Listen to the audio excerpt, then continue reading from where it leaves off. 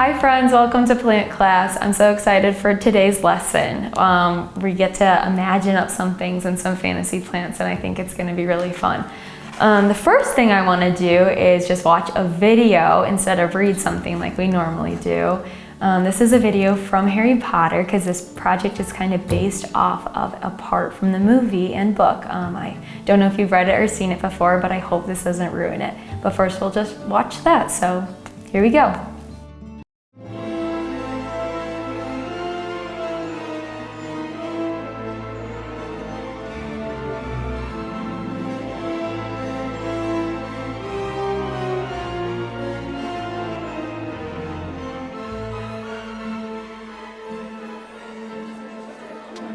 Morning, everyone.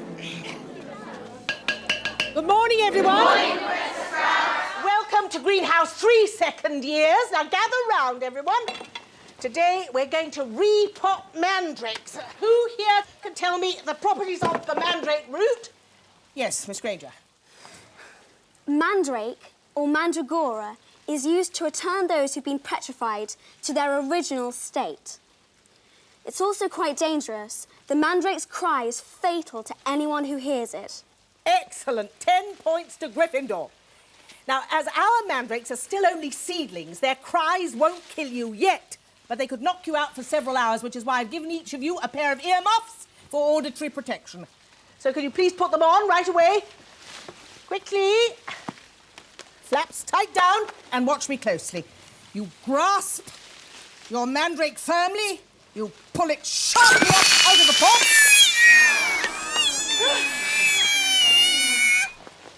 Got it? And now you dunk it down into the other pot and pour a little sprinkling of soil to keep him warm. Longbottom's been neglecting his earmuffs. No, ma'am. He's just fainted. Yes, well, just leave him there. Right, on we go. Plenty of pots to go around. Grasp your mandrake and pull it up.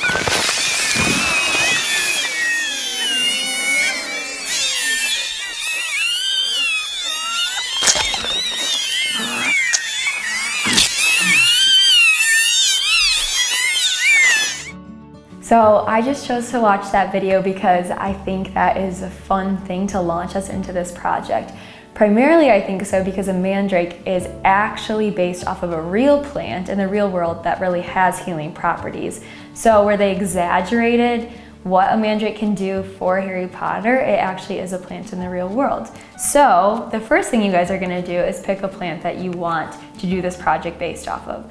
I chose a fern, and then once I chose that, I decided to look up what the qualities of a fern are.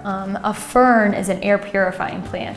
So once I found that out, I decided to exaggerate that to make it more fantastical than just that. But here are the materials you guys are gonna need. What you guys are going to need for this project is just some white paper, a larger piece of colored paper, some scissors, tape, and then just some drawing materials like Sharpies, pens, pencils, whatever you guys have laying around.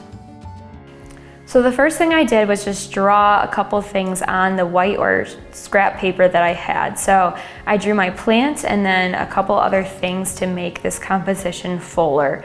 A fiddlehead is important to the narrative of the fantastical nature of my plant, so I drew that separately from the overall depiction of that plant. And then I made a little title just so I could put that in there, and I did a typeface that was kind of ferny, and then I did a little description of what the plant does, and then some little bubbles to fill out the space around it as well.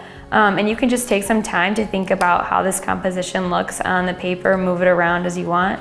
I like to start by putting the bigger pieces on first because they take up more space, and then you can kind of move around it. But you guys can kind of do this however you want. And then just go ahead and tape or glue it down so that you can make your composition.